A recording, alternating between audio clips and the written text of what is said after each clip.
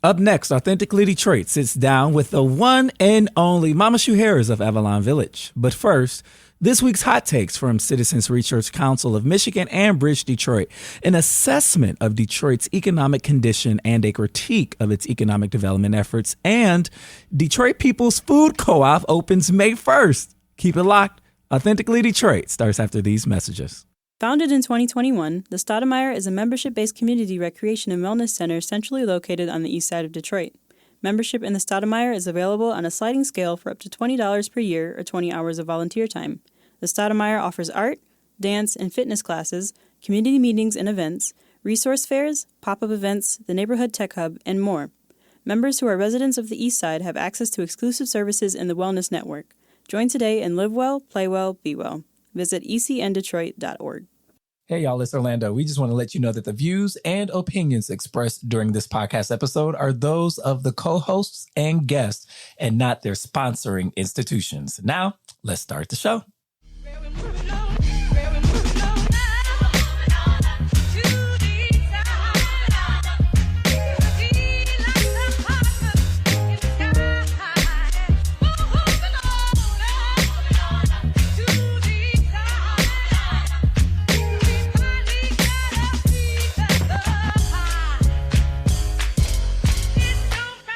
Hello, Detroit and the world. Welcome to another episode of Authentically Detroit, broadcasting live from Cass Corridor at the WDET studios.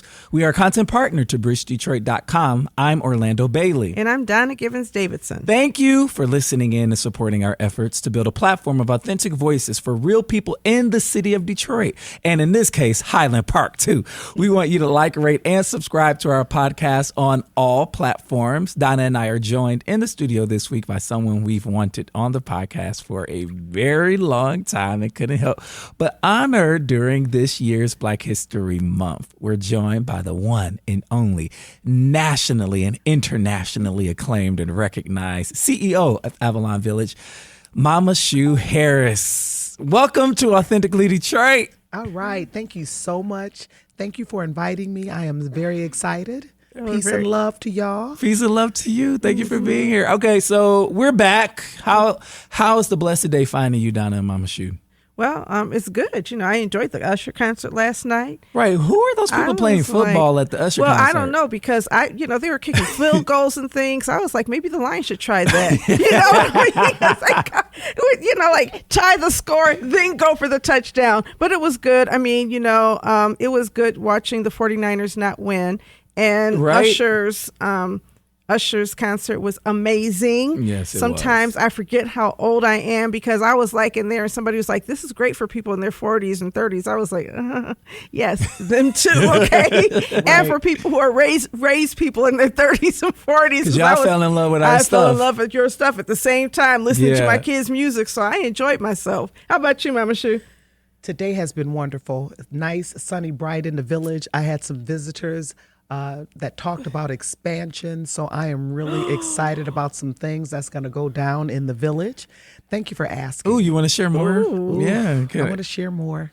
All right. Yeah. All right. Share more just now a tidbit or later? now. Just a tidbit. Just a little tidbit. Goddess Marketplace Expansion Project. Okay. All right. So that's the business. Excited. That's your business. Yes. Right. Because right now it's in shipping containers. It's in the shipping container, 2 of them, the Goddess Marketplace and the Whine and Tea Shop, WHINE and Tea Shop. Well, you're going to sell WINE in your wine and tea shop too? Yes. All right. Yes. Okay. That's all I need to know. And so I'm just excited about that. And then both of them in the shipping container, they're ran by solar. Yeah. So we're excited. So now it's time to expand and, just basically a thing to help the village be more self-sustainable and all of that. So I'm very excited, can have more women businesses in there with this project. Oh, wow. So, yeah. Okay. You heard it here first on Authentically Yeah. Detroit, guys. The Goddess Marketplace is expanding on the Avalon Village on Avalon Street in Highland Park. We're going to get into a whole lot more of what you're doing, but let's get into some of these hot takes. For hot takes, an assessment of Detroit's economic condition and a critique of its economic development efforts. This report is the first of 2 that addresses Detroit's economic condition and assesses the city's use of tax incentives. Donna, we always have those conversations here.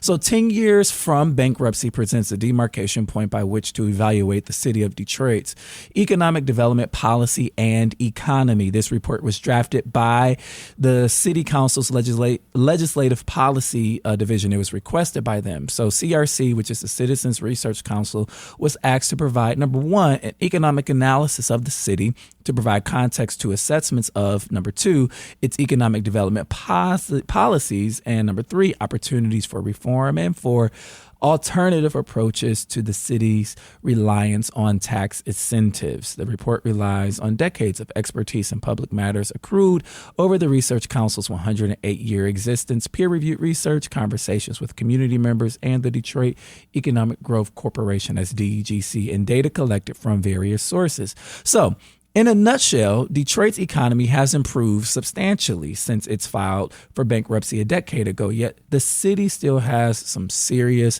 socioeconomic problems that, when combined with the high property tax rates, make it hard to attract and retain businesses.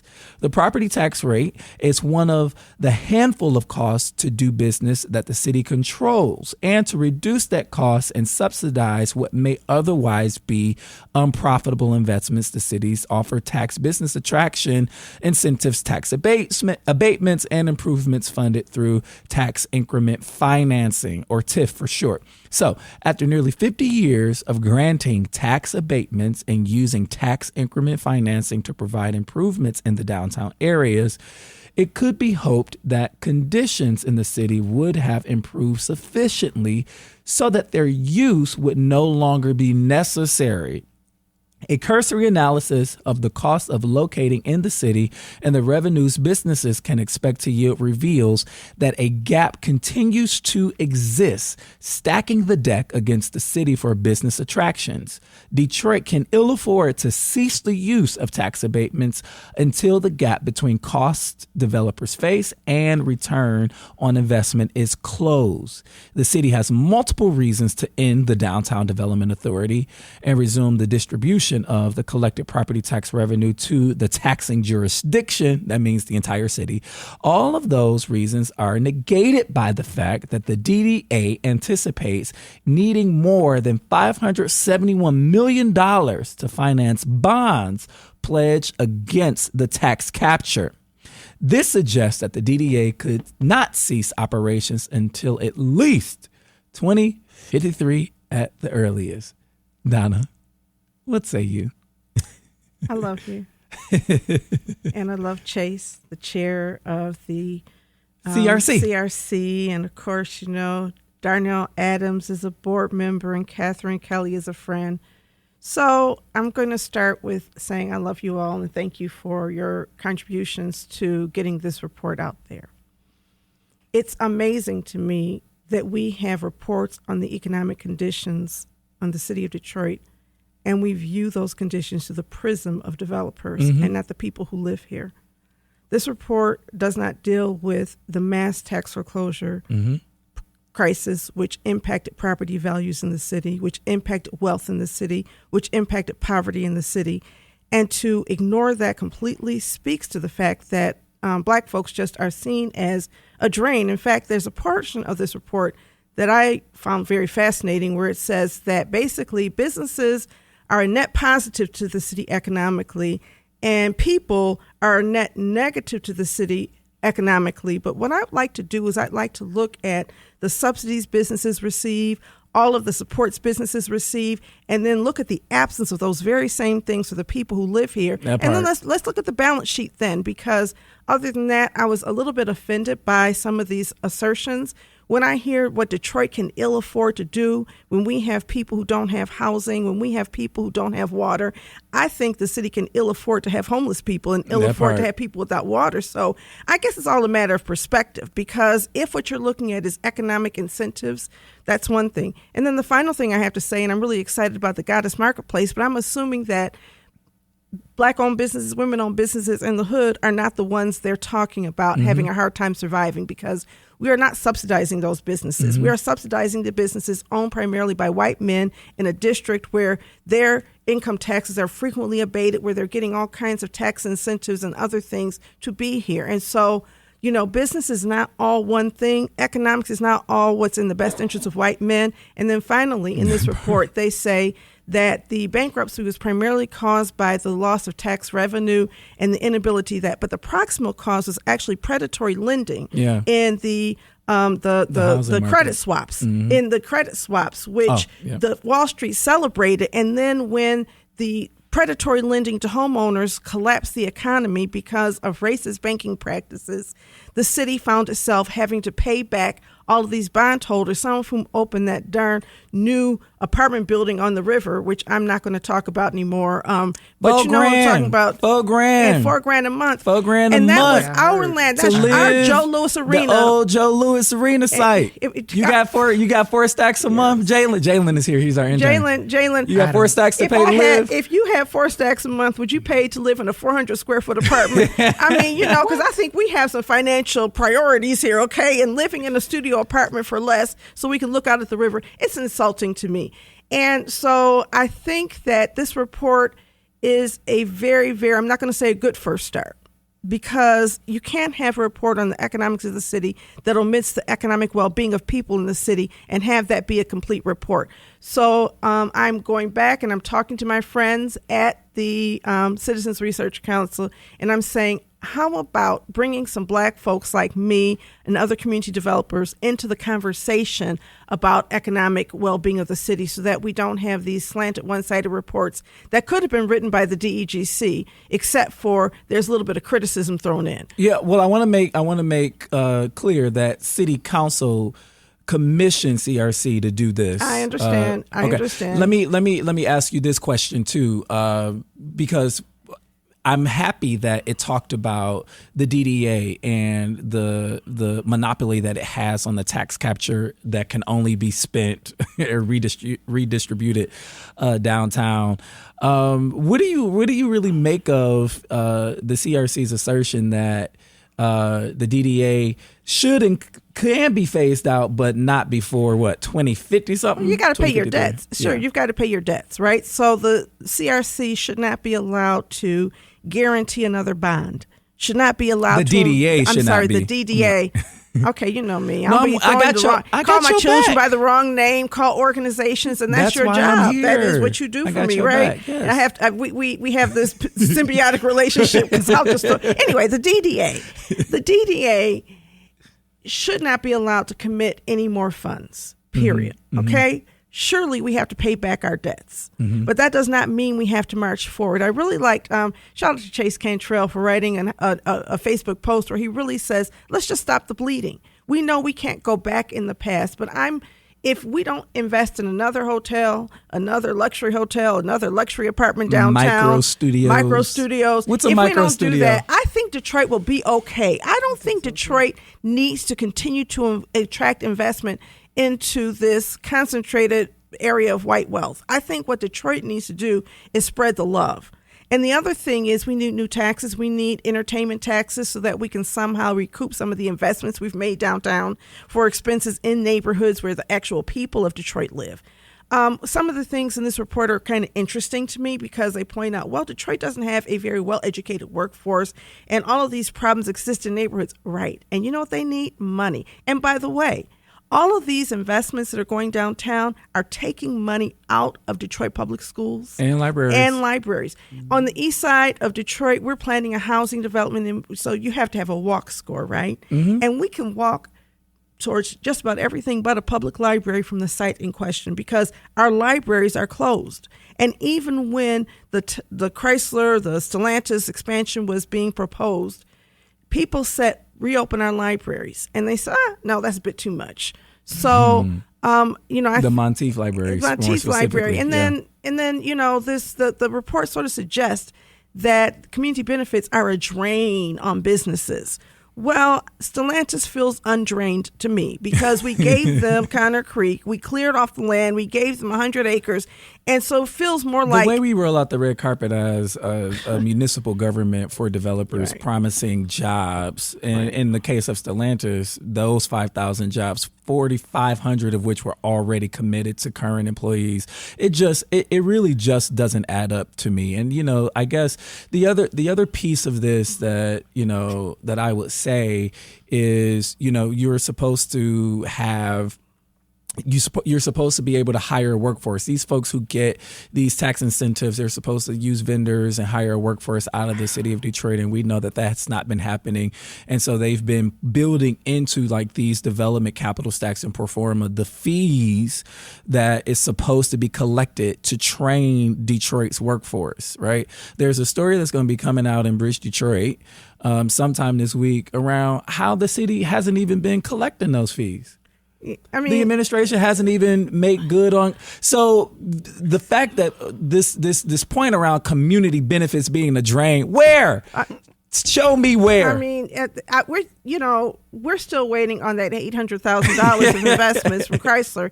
I just think that there's the tone, there's the perspective on redevelopment. Now, you're in Highland Park, our sister city in Highland Park, and you know that that all of our communities need more public investment, right? Yes. So from your perspective, just this idea that we need to continue to build up downtown so that we can make neighborhoods strong. Have you seen trickle-down effects coming to your neighborhood from anything?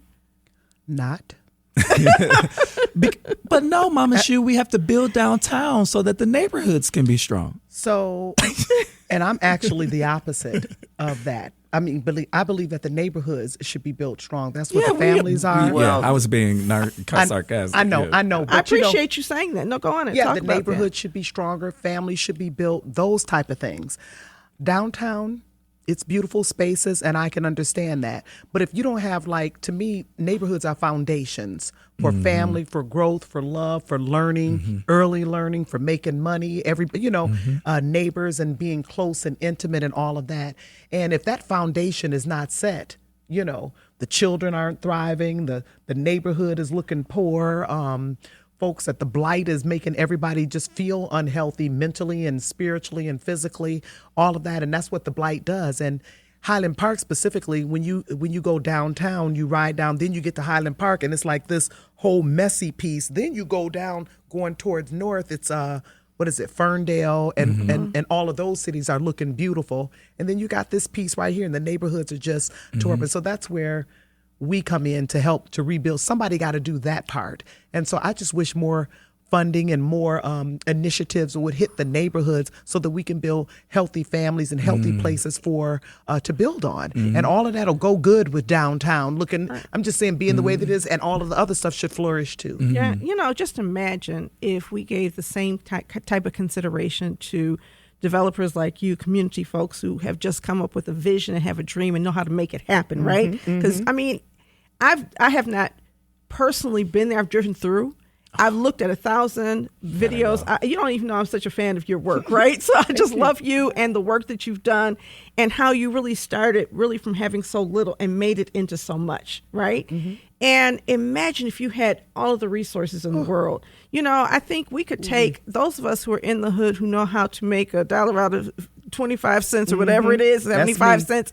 We know how to stretch it. To listen to these folks complain about their inability to do things without all of these investments is such an insult to me because we're expected to always figure out at the community level how to, cut costs, how to make it work. And we do. And you have, right? And so I don't know if you guys would allow a rebuttal report to be written, but it just kind of makes me. I know you're just on the board, but you don't have you don't have governance authority over that. But I think we need to somehow give the right of the people to push back and say, you know what, you've got some good data in here, but without looking at all of what's happening in neighborhoods, this report is incomplete. And I'm not even certain that you guys should be the ones to complete it, but somebody needs to have an economic analysis of what Detroit needs from the perspective of people in neighborhoods and an understanding that strong neighborhoods are a strong city. Strong neighborhoods have less crime, have less crisis and other needs. So I think that we are like 1/4 to where we need to be by getting this perspective in place, but we just need to round it out. All right, we're going to take a quick break, and when we come back, we're going to talk about the Detroit People's Food Co-op that's opening on May 1st. Keep it locked. Bridge Detroit is your news and engagement platform that is telling the stories of Detroiters rooted by community priorities. Started in 2020 by Pulitzer Prize-winning journalist Stephen Henderson, the newsroom has already established its footing as the go-to source for hyper-local perspectives that ask the hard questions, brings accountability, and searches out real solutions. It's free to become a member of this award-winning news organization. Visit bridgedetroit.com today to sign up to receive the news delivered right to your inbox. Bridge Detroit, by Detroiters, for Detroiters. Have you always dreamed of being on the airwaves? Well, the Detroit Eastside Engaged Podcast Network, or DEEP for short, is here to make that dream a reality. Located inside the Stoudemire, the DEEP Network offers studio space and production staff to help get your podcast idea off the ground. Doesn't take a whole lot of work to get started. Just visit the Authentically Detroit page at ecn-detroit.org or call Sarah at 313-948-0344. Now I do. I hear music. All right. The doors of the Black-led and community-owned Detroit People's Food Co-op grocery store in the North End will open on May 1st, providing much-needed groceries and local jobs. The store is cooperatively owned by members who pay a one-time fee of $200. To date, the co-op has approximately 2,300 members and plans to hire at least 27 full-time and part-time employees.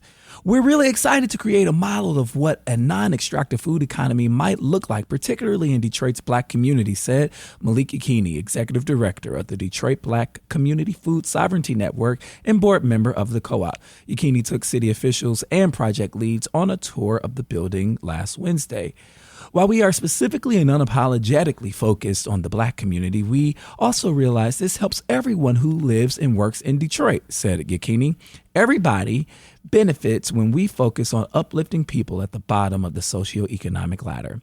The grocery store will offer fresh produce, bulk foods, a prepared deli section with limited seating, beverages, and other items commonly found at grocery stores. It is part of a larger 34,000 square foot building called the Detroit Food Commons, an approximately $20 million project also opening in May.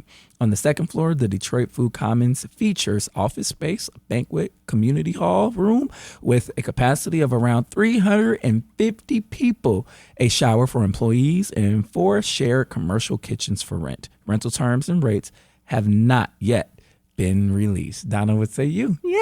Yay, it's coming. This is what we're talking about, right? This is what I'm and I talking just really, this is somebody who had a dream, who's been working on this issue for a long time, was able to leverage the investment of people. I'm so proud to be one of the 2,300 members. Me too. It's like one of those things where Y'all if you're store not a opening, member- y'all own it. I It's know, opening. isn't it exciting? I'm so excited. Oh my goodness, I am too. And I used to work in the North End, so Yeah. it starts there. I was the first executive director of Vanguard Community Development Corporation, and so to see great things happening in the North End always feels good to me, because that feels like a second work home to me. But secondly, just Malik Yakini is an amazing leader. His cooperative economic values being brought forth through this are really exciting. The fact that there are 4 commercial kitchens. Who heard of that? And I know That's he had to amazing. really push to make that happen, because there were some questions about whether they could exist on a second floor. And so he pushed public policy, and he's one of these people who's able to make things happen while holding on to his integrity. So shout out to Malik Yakini. Shout out to, and Shout it's in out. your hood. It Mama is. Shu is not Not far that from you. far. Are you excited? I'm very excited. And I'm excited because I don't know for sure, but I heard that years ago he wanted it to be in Highland Park. And it didn't happen for some reason. Yeah. And so I'm just so glad to just see it, and just to look at somebody's dream just to actually happen, something that's good for the Isn't that neighborhood. cool? Oh my God. My it is so favorite good. We're question so to ask proud. people like Malik, and I asked this question of Rafa Wright, who opened Neighborhood Grocery in Jefferson I gotta Chalmers. get by there. What is it like to literally walk into a physical manifestation of something you dreamed about? Right? I mean, you do that every day in the Exactly. village. Goodness. You understand? We save your answer. We're going to get to will. you. But like, it is a powerful illustration of wheeling something to happen and like really, really doing the work. I mean, and this work is as much physical as it is transcendent the physical, right? I'm really, really excited about it. I can also get to it from work. I could walk to it from work. So Detroit deserves this, right? And I am hoping and hopeful, on the east side and all over the city, there are so many local community farms. So I'm excited about just the sourcing of, some of this produce. I don't know who, Mama Shu, you growing stuff for the co-op? I don't know who growing stuff. Jerry Hebron, Jerry, she is. Mama Jerry, we like doing all kinds of stuff. Everybody gonna everybody, and it's not just the food; it's all of the other items that are going to be there. When you consider the fact that there are about 4 corporations that own every aspect of food production in the United States, vertically, they own the land, they own the production, they own the distribution, they own the sales. And these corporations are all financialized corporations that jack up prices because they can, not because the food prices or the basis for that is good. When you consider that, and then you consider the fact that we are growing our own, and all of this is an outgrowth of the Black Food Sovereignty Project, which is so important, right? That food sovereignty is more than passing out government cheese. Nope. I had my cheese grits and I love them, but it's more than government cheese, right? It's really helping people determine what food they're going to eat and then giving them the means to grow it, to sell it, to purchase it in an easy way. And this is the first time we're going to have an indoor facility that is really going to be built on the backs of these growers so that the growers hopefully will also make more money and it will become more economically feasible for them to stay in the business of growing local food. So that piece of it also makes me happy because it's just a show of power that Detroiters tend to be empowered people who will say things like, let's grow our own food, let's sell it in our own space, and let's put it in a beautiful place near downtown, but not downtown, still in the neighborhoods. Kuji Chagalia. Yes. Self-determination, baby. And I love this. And Ujamaa, cooperative economics.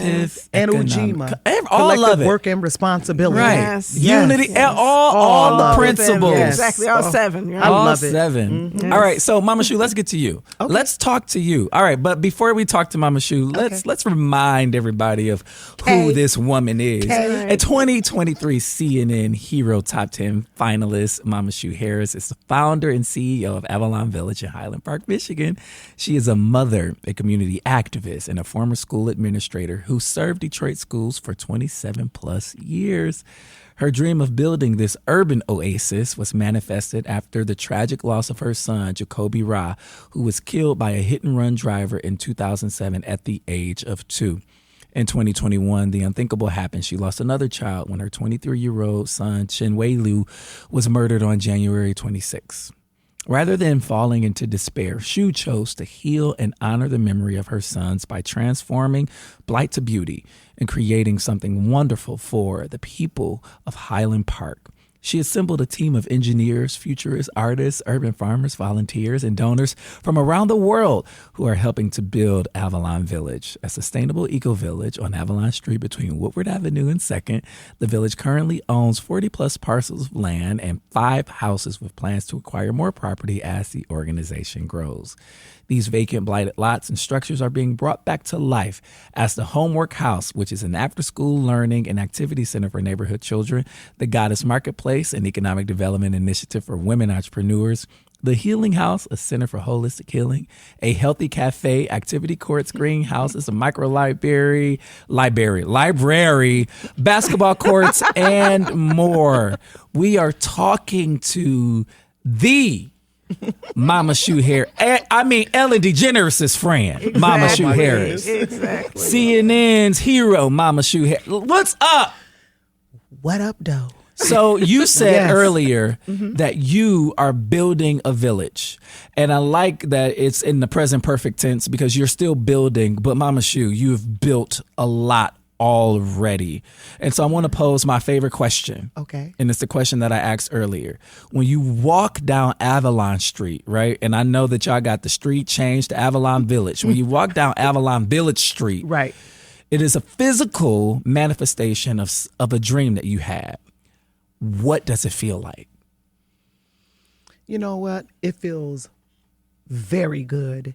And this year, I would say last year, I actually just really started to take it in. You know what I'm saying? And really reflect. Because wow, you know how you hadn't been in your body all these years. Yeah, to just mostly I move Mostly I move in spirit and organically. So it's almost like the things that I hear to do, I just go ahead and do and make those moves.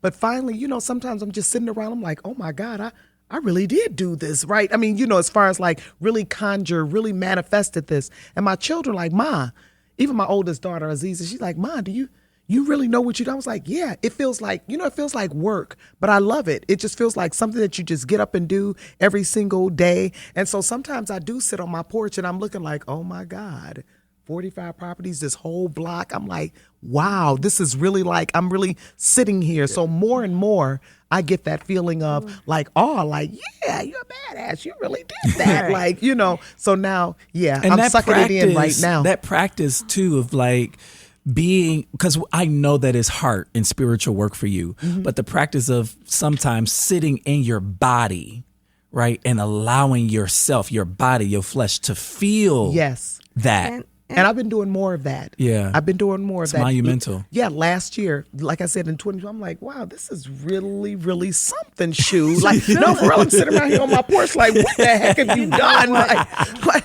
to feel it and to own it. Let's talk about that for a minute. Okay. Because as women, we should be modest. We should give everything to somebody else so that we don't come off as cocky.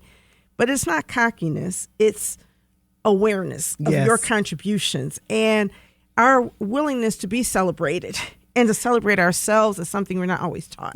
We're always taught, I'm not that good. Somebody else, everybody did. It's all on us. How do you do that? Because I think a lot of young women looking at other women need to see our ability to own our greatness, however it comes. Not that I'm greater than anybody else, but own my greatness as I am.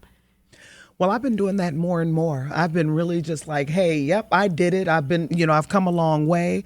I understand it now. And more that I connect with it, I get more. You know what I'm saying? More things happen once I get seated in that and I just realize where I am like, okay, Shu, you really, really deserve that. Because before doing all of this work, I was owning it and everything, but I wasn't all cocky and everything with it. And like I said, and my daughters, they really are like, Ma, you know what you've done? And then I'm like, whoa, this is really a big chunk of something. Yeah, this is serious. I know it's crazy because, you work it and you doing it, but I'm like, no, this is great. And then I'm going to tell you too, when things, and it's so funny, like you said, outside things sometimes make you realize. So when, you get awards and all of that stuff, even then I'm like, wow, I'm getting an award for something that I really love to do. And, just that's how it was to me. Like, oh, you getting this type of recognition and that type of recognition. So sometimes, and I won't say unfortunately, but sometimes we do rely on maybe the outside stuff, sometimes something external to really just like, okay, you really are just doing this. But let's when it was talk all about, coming from the heart. Let's and talk everything. about your impetus though, because it's monumental when you think about it. The impetus for starting it all was tragedy, right? Talk about that.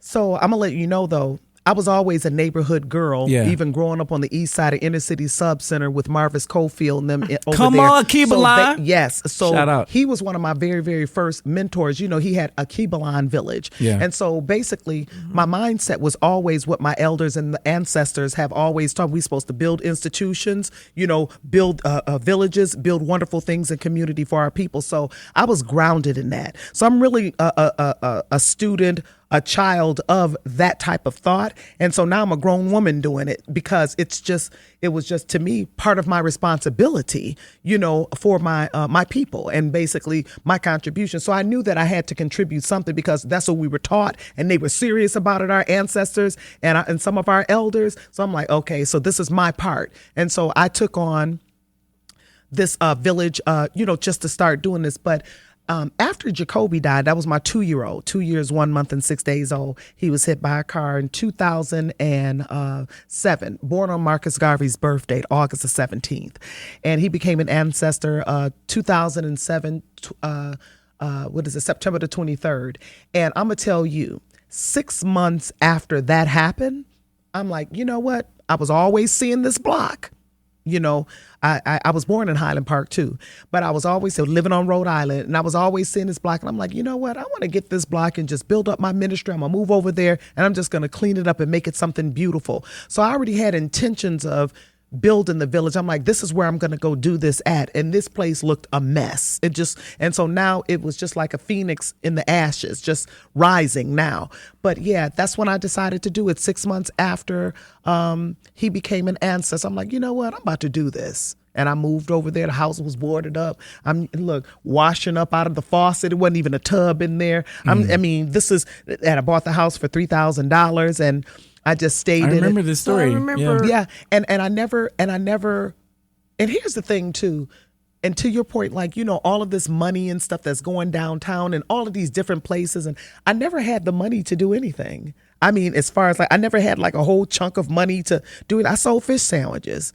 I'd use my check, my check from work. I got donations and everything, and that's literally how I funded things myself a lot. But if I recall your story correctly, when you started out, you also got people who lived nearby to help you. Oh, yes. People who would ordinarily even be treated as if they were people, right? Yes. Throwaways in our society. Yes. And you gave them purpose. And in the homeless shelter, right over there off of Woodward Avenue. Yes. I love the fact that you saw these men and you gave them a sense of purpose in helping to build it up. And so maybe if you had this money, you would have hired folks, right? But somehow that cooperative economics, that sense of connectedness, you understood that what you had was a vision. And they could contribute to your vision and get satisfaction from that, even as you were helping them in other areas of their life. Can you talk about that? I could talk about that because that is one of my favorite things, because the work had to be done. And like you said, we even made a special space for the brothers from the rescue mission. They would get out a certain time. They had to be out of the space, and then they had to be back at 10 o'clock. Well, what I did was I chose and I created a job corps for them. I paid them $25 a day. I gave them lunch. And they would do their work. They would sign in. So basically what I did was I provided jobs in the village. And so they would come every single day. They had a schedule. We had a supervisor that would make sure that they monitored everything. And also I got some benches from the Facebook Marketplace, and also some cans with some ashes in them, because not ashes, but sand, because they smoke cigarettes and everything. But I put a special place over there, right where the Ellen House is. We got it donated. That's our official village hall. But it was a space for them to gather, because they would get kicked out of the place until a certain time. They would have to come back in the evening and then make sure that they got a bed. So I made sandwiches for them. And so we had a crew, and it was good. And so do you know that those brothers were so protective of the space? When somebody threw down trash, y'all better not throw down no trash. That lady been cleaning up and stuff and getting this block together. I mean, they would just stand up for everything.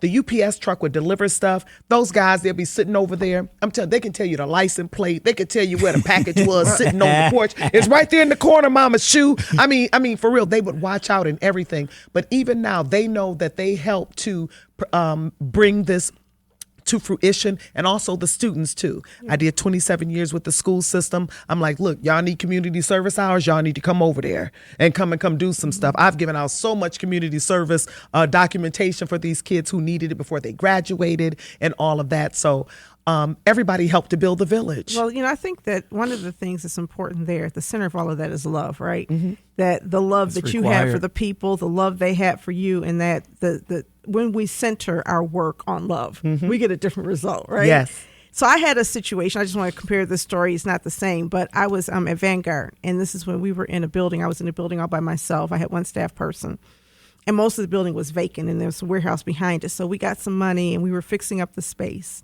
And so we had gotten some furniture donated, and some of the residents from the neighborhood said they were going to move it in. So I'm working by myself at night. It's about 7 p.m. It's dark outside, and I'm by myself in this space. And I look outside, and these men are standing there. I've never met them before. And I said, "Can I help you?" And they said, "Yes, we're here to look at the space. We're going to be moving the furniture in tomorrow." So I'm here by myself, don't know these men, by myself. It's dark outside, nothing's nearby. And I had to say a quick prayer. I said, "God, protect me, but I'm letting these men in because they said they're here to help. And if I act afraid of them, that's going to change our relationship. So I let them in, and they walked around, they looked at our electric box, and they said, wait a minute, that's only 100 amps. Now, I'm looking about this building. It's about 7,000 square feet. You're going to need at least 200 amps for this square feet. Why did you put? And I said, well, that's what our architect said. They said, messed it up. And I said, well, they said, well, tell you what, check tomorrow and let us know. So I checked, and they were absolutely right. We needed 200 amps. And I say that to say we had no vandalism, no graffiti, no break-ins, no nothing. And then we did a housing project nearby. The housing is still standing. If you go by Triumph Church now, you can see those single-family homes right there off of the boulevard on Melrose. We built those homes. And we had no vandalism, no theft, no nothing. And people in the neighborhood looked out for us. And so it's that kind of construct where you give love and that's what you receive. And to me, that's the best public safety you can ask for. Yes. It's not guns. It's not all of this. The public safety and love and the protection that God provides is something that is underestimated, but your whole village is proof positive of that. Orlando's telling me to stop We're going to talking. take our last break of the show. We'll be right back with Mama Shu Harris. All right. Founded in 2021, the Stoudemire is a membership-based community recreation and wellness center centrally located on the east side of Detroit. Membership in the Stoudemire is available on a sliding scale for up to $20 per year or 20 hours of volunteer time. The Stoudemire offers art, dance, and fitness classes, community meetings and events, resource fairs, pop-up events, the Neighborhood Tech Hub, and more. Members who are residents of the East Side have access to exclusive services in the Wellness Network. Join today and live well, play well, be well. Visit ecndetroit.org. Bridge Detroit is your news and engagement platform that is telling the stories of Detroiters rooted by community priorities. Started in 2020 by Pulitzer Prize-winning journalist Stephen Henderson, the newsroom has already established its footing as the go-to source for hyper-local perspectives that ask the hard questions, brings accountability, and searches out real solutions. It's free to become a member of this award-winning news organization. Visit bridgedetroit.com today to sign up to receive the news delivered right to your inbox. Bridge Detroit, by Detroiters, for Detroiters.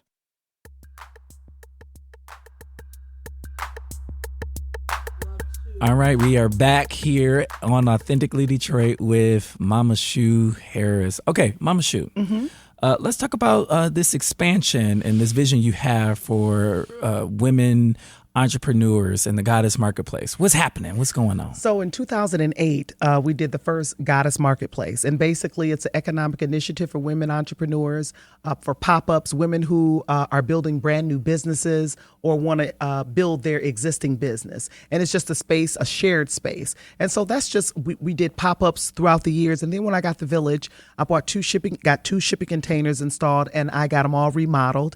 And so y'all got to see this. I'm telling you, like, I mean, you tell the story in a really compelling way, but like actually going and seeing this stuff tells an entire, oh my gosh. But go ahead, because it don't even look like a shipping container. Yeah, right. Yeah. It's got beautiful murals. I got cute little awnings over them, little steps you go in. And then we just outfitted the 20-foot one, and it's called the Whine and Tea Shop, WHINE and Tea Shop, where all the wine swag, baskets, and different things like that. So they're like in an L shape. Then we have a fire pit in the middle. So it's all lit and the solar lighting and stuff. So it's a beautiful space. And then on Saturdays, the shopping season, the Goddess Marketplace season starts in May, a day before Mother's Day, and then it expands all the way until October. So it's every Saturday. So the women, they just come, they pop their tents, their tables, and everything. So I'm excited about that. We've helped to build and nurture a lot of businesses, whether it's helping to get LLCs, whether they need to print stuff or whatever. That's what the Goddess Marketplace is about. But I'm very excited to have coming about this year is the Goddess Marketplace expansion project, which will be 13 red tents with the Goddess Marketplace, as well as a Goddess Marketplace mini mall in one of the lots. Yes, and it's going to be built with shipping containers, and it's going to be with solar, and we're going to have the little gazebo, fenced in, solar lighting. It's just going to look all cute. And today I actually met with some folks that are going to help design that and make that happen. And so where the shopping season is from May till October, we're able to rent the spaces out in there. So I already have like my nail folks, it's going to be just 2 chairs and that's it, because everything on that block, it's basically like eyebrows, everything. Okay. It's going to be a mini, asking for a friend, a mini village all on one block. So that's the downtown. Avalon Village, as it is right now, mostly is the downtown of the village. The expansion project, and we can talk about that later, but this is where all of the happenings, this is where the homework house is, this is where the basketball court, where all of this. So I'm very excited for this, because this is we're able to get revenue, and we're a village, so we have to create sources of income and resources to be able to keep things running, like pay the taxes, like pay the water bills, and just things like that, to operate our public works department and different things like that. So I just have this beautiful design, and I already have like the people that the ideas of who I want to be. So it'll be several businesses, maybe about 8 that'll be able to get, and it's going to be 2 levels of it and everything. And they already got some other fancy dancy ideas. So I'm really excited about that. And just basically women are able to make money. And then we have the homework house. So just guess what? If some kids are being homeschooled here and the parents have their individual businesses, some of the moms have their businesses, they can go to work right across the street. That's how my thinking is, to have all of that, the grocery store, all of the things that basically you need on one block. That's what the village is about.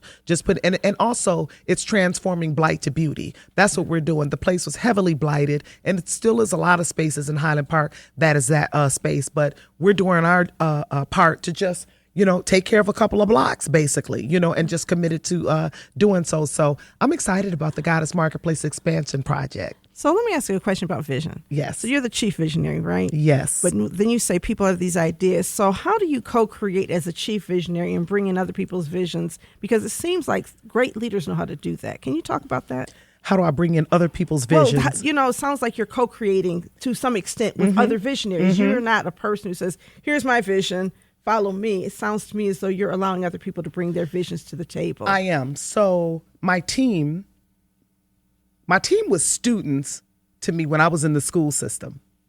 And so what happened is that they understood. So the school is Aisha Shule and the W.B. Du Bois Academy back in the day, right? So we taught them some of everything. And so I just remember the things that we taught them, how to nation build and how to institution build and everything. So I'm like, you know what? I'm building a village, and I already knew the key people to get. So basically they operate in the thing that they love. And what I help to do is I create a space for them to actually do that in. So basically our marketing person, boom, what is it you want to do? Okay. So I called all my students, they 40 and stuff, 40 something. I'm like, look, building a village, we got all this land and stuff. What you want to do on these properties? What is it that's inside of your head that you want to do? And you can exercise it. You can make it happen. Because we're all just, hey, some of this stuff we all doing for the first time, And so basically that helps to cultivate and helps to nurture what it is that they want to do and how they want to, and they bring it to the table, and they just get stronger and stronger in it. So it's like my person that's doing my marketing, Creatress Co., all of them, and they know how we were taught, and they know how they were taught to do it. And that's what I go, even some of the teachers were in the school system, went to Aisha Shule and stuff. Those are teachers that are actually coming to the village to actually teach crocheting. My educational director, her name is Mama Boniswa Brock. She's building a school over there. We have the daycare in the basement right now. It's called Every Child is a Genius. We have all kinds of businesses. We have the dope soap there that we're doing. We make our own toothpaste. Wait, you call it what? Dope soap? Dope soap, DOAP, developing organic and authentic products. Come through, dope soap. Yes, and we brushed it. I brushed my teeth with it every single day. It's all natural ingredients. You have beautiful and everything. teeth. I might have to check it out.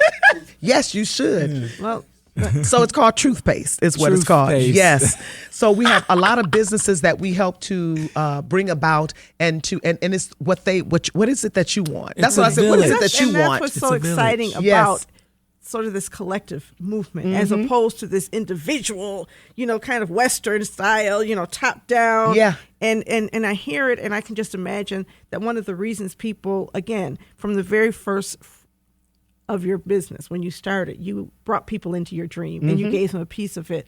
And as you're growing, how many staff do you have right now? We have about, I'm going to say about 8, maybe about 7 of us. And how many partners outside of those staff? Lord. And they're part-time. A lot of my staff they do philanthropy. Yes. And Orlando always talk to me about that, like, Shu, one day you're going to get a real check. And one day I'm going to get there, though, to get a real check. And look, but there's a way that I do it, So we have an understanding that we're building a village. And so everything that we get right now, look, we got to go ahead and put this new concrete in. But everybody gets a piece of the pie of whatever it is that we have, and we get the same thing. And so, and basically, like this is what I said, but guess what? It's going to grow and it's going to get better and better. And so they understand that. So they're very focused with us on being of service too. And so they're happy to do that because they know the bigger goal, the bigger goal. And that's how we kind of get around things and how they're compensated, or how. But I have a marketing person. I have PR. I have an events producer. That's Malika Shabazz. She does a wonderful job. Saida Murphy. Mama Boniswa, she's our educator. These are folks that really know solidly what we're doing, and and this is what we got to do, y'all. So they sacrifice, and things get better and better as we do that, and I love it. I love that they are focused on building the thing. Thank you, and thank you for naming these folks too, because folks would like to believe that it's just you. But we know that it's not just you because you've earned the endearing title of Mama, right? You know what I mean? And so Mama is the head of the community. And in addition to building, like if I could just take a little bit of host privilege here, okay. Like the building is also healing, right? And even just how you espouse your values and how you show up. It's healing. I don't know if I told you this story, Mama Shu, but when you were a fellow, with what was our fellowship that we curated? Was with, that NEI? The NEI fellowship that we did. That's when we met. That's where we met, Yep. and I was one of your coaches. And we had a talk. It was you, Samoy Smith, and Phyllis. I forget Phyllis' last name. Phyllis Juckins, Miss Phyllis Juckins. Yes. And it was about women showing up in community and being together, right? That I remember that talk being on a Monday, and that Friday, my grandmother Tommy Holly passed away, and I almost didn't show up for that talk because I was grieving. Donna was at the funeral. Donna remembers this, but I pushed myself to go, and I would never forget that at the height of that talk, it was you, Miss Phyllis, Marsha Music, Samoy Smith. Oh, I remember that. At the Scarab Club. At the Scarab Club. And I remember sort of just it was almost as if Marsha Music said to me, and she did, and she was like, I got it. I don't know what she saw. But remember, she took over like moderation of the conversation. And I got to sit there and heal based upon like the values that you were espousing, because they were parallel to the values that grandma taught us growing up. Right. And so it was reminiscent of just sitting in the kitchen table at the porch. I remember that. Right. Remember. And I was in shambles by the end of it. I was in shambles. Yep. Your work, your value, how you show up. It is transcendently spiritual, and it's healing. That is a moment that I will never forget. And you have curated those kinds of moments for so many people. That's why Ellen calls you. That's why CNN calls you. That's why Channel 4 follows every single thing that you do. That's why the brothers from the Detroit Rescue Mission right up there do the work that they do with you. Because it's not about just the having the job and the income and the sandwich. It's about the healing and that you provide to folks. People want to go back to a place where they are fed. Yes. And where they are loved. And you recognize early on, Mama Shu, and I got to give you your props. Thank you. That love was always required, and that love was always at the center. Yep. We had to honor you this Black History Month because it's long overdue. Yeah. Yes. can I just also say, add on to this a little bit, Authentically Detroit, right? Yeah. And there's nothing that's more authentically Detroit than the African-centered practices that have been passed on through so many means that have been cultivated in schools, in the Akibalan Center, and that you've brought forth where you are. Can you talk about what it means to be a Black Detroiter? Or I know Highland Park is, we always consider it to be us, right? At least I do. But can you talk about what that means, this identity of ours in our community? It's to be, the identity is to be powerful, is to be resilient, and is to be self-sufficient. That is what I've learned. That is what I've learned from, like I said, my elders, my ancestors. And you're right, you do have to deliver it in love, and that's what I do. That's what I do. And then, a lot of people, when they build, they go on lack. I don't have this, and they really try to just go out for themselves. But I'm a person that has absolutely nothing to lose. Two of my boys are ancestors now. I'm not afraid of anything, and it's also to be fearless too. And I'm not afraid of anything. I ain't afraid of nobody saying no. I'm just not. I just go ahead and push on. And my work is meant to be healing. And it's healing for myself. And so I build because I need to build those things for myself. I built the Goddess Marketplace. The programming is because I need to learn some things too. And I know that other brothers and sisters need to learn that as well. So that's where but mostly this particular project right now is very healing from when my first baby boy, Jacoby, when he became an ancestor. And just understanding and just working off the grief. And I was talking when I was talking and doing my CNN hero interviews, is that I had a chance to talk to Anderson Cooper on his podcast. It's called All There Is. Mm-hmm. And he, he called and he wanted to interview me because it's about grief. This was the second season. And the thing about it is that that's grief. The village is grief. It just looks beautiful. A lot of times we think that grief is just so horrible and all of that, but I've managed to balance it all. I know it's there. It's in the back of my head, but it doesn't have to always look ugly. And so I've been able to transform what I feel, how it feels, into something beautiful, beautiful spaces for all of the boys, build the My Three Sons basketball court, which dons the faces of my boys, a beautiful mural. They're everywhere. Look what grief did. Look what grief did, basically. It did. And so it is a thing that is, it's sad and all of that too, but the pendulum swings the other way too. So what's the opposite of grief? Joy. It's joy. Yeah. I have this Bible, this Bible verse that, what is it? Tears may endure. Weeping may endure for a night. Yes. But joy comes through the morning. Mourning. MOURNING for me. Mm-hmm. Joy comes in the morning. And we're not taught to find that right there, but it is. So when you reaping, you crying, you working on that.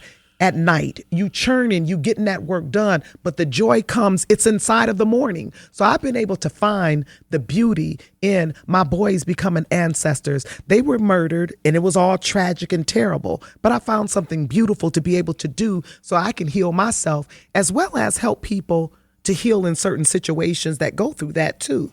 Because sometimes they don't know what to do, because I know folks who have been through some stuff and it looks like they have, and they can't find no way out. And I just feel very blessed to be able to understand and to be able to bounce back and to be able to live with what it is that we really have to live with, because you're going to live and you're going to die. And I understand that very, very clearly. And so it's just the way that you do it. So I feel really good to be able to still be able to build and to be able to have their memories and to be able to show that right there. Here's how it looks: a beautiful garden, Invincible Gardens for Chinyelu, right? A beautiful garden, a whole basketball court in the park, Jacoby Ra Park. My stepson, my bonus son, Peely's Place.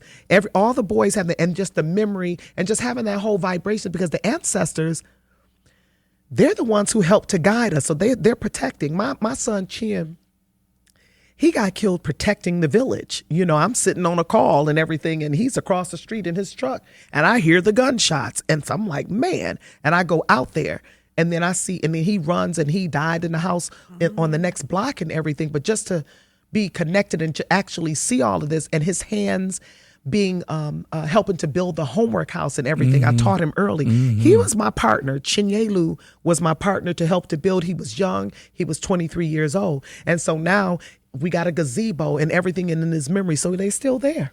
Well, I have to say, I think your strength is almost superhuman. Just hearing you say this and describe it in that way, and the joy is in the morning, is something I'm going to have to think about for a minute, because that's deep enough that it can't be really understood that quickly, right? Right. Because it's hard to correlate joy and mourning, but you have.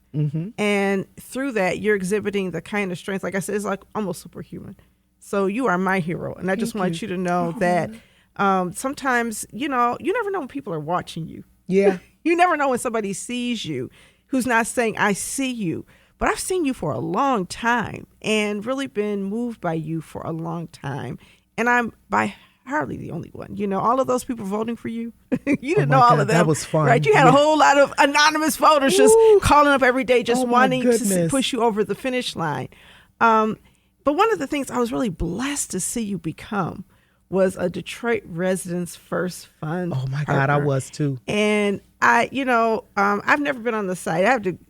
When Ed Ignatius called us together, me and a few community developers, and he said, I want you to come and talk about this new funding initiative I have. So we all showed up just trying to figure out how much money we were going to get, right? And we showed up and he was like, oh no, this is not for you. This is for you to help us figure out how to give money to other people. And it changed me. Because I was like, I'm trying to pay my bills and you want to help me. But it really did release something different, right? Because there's people like you, there's people like Tam Howard, there's people who are actually doing work, Katrina Watkins in our community, who are just in the community doing amazing things, and we would not know about you. I knew about Katrina and Tam, but you know what I'm saying? The rest of the city would not know about you if these resources were not made available in this kind of crazy way where we're just like, okay, let's make it really easy for people to get the money for a couple of years. Yes. So tell me how that has impacted you, because I remember the excitement of knowing that you were going to get these funds. But can you talk about it from the perspective of receiving them and being part of this initiative? I was very excited to be part of that fellowship, receiving those funds. That was like the largest amount that I was receiving for 3 years. That just blew my mind that I was able to have money to be able to work on my projects and work on things in the village, and to be able to look forward to that the next year and then a third year. We were able to build the Imhotep Steam Lab, okay, that is off the grid. It's powered, heated and cooled by solar. Beautiful mural. We were able to do that. I was able to work on 2 other entities, the Avalon Village Healing House, as well as the Go Back Project. The Go Back Project is a space where we want to serve young adults who just needs mental health and awareness support, who may need a place to stay and all of that. And so these are other 2 family flats. They were donated by Wayne County executive donated those houses. And so those funds I was able to tweak those to get a new roof, to get brand new windows in those spaces and all of that. That was wonderful. And then to also be with other folks that were doing their work, and that was like some of their first chunk of big money too, and everything. We were just so excited to be able to have it, and then for it to be just non-stressful, just let us do the work, let us just do it and show up and just, right? Yes, let us, and we did it, Give me the check and let me watch give me the check and just watch it. Yeah. That's what I always say. Just give me the money. You're getting ready to see, and I make sure that I get things done with the funding that I get, because I want you to see it down to the exact penny. And I'm frugal too. I like to stretch it because I do, because when you're building too, especially when I don't have any federal funds or any governmental funds. Most of them are from foundations and different things like that. Or I'm selling fish sandwiches, like I said, or getting donations online. That is what we're operating with. And so when you get a chunk, it makes you just go ahead and just really bang it out the best way that you can. And that's what I did. So I made that $50,000 that I got for those 3 years. I stretched it and got some serious stuff done with it. So I'm just very appreciative of just the training, the classes, the folks that I met.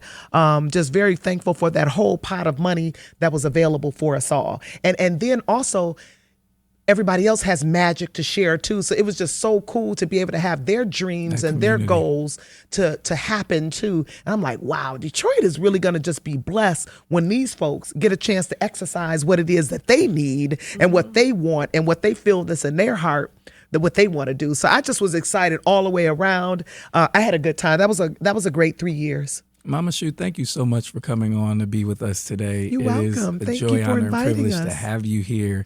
Listen, if y'all got topics or guests that you want to hear on Authentically Detroit or topics that you want discussed, send us an email at authenticallydetroit@gmail.com or hit us up on our socials at Facebook, Instagram, and Twitter at Authentically Detroit.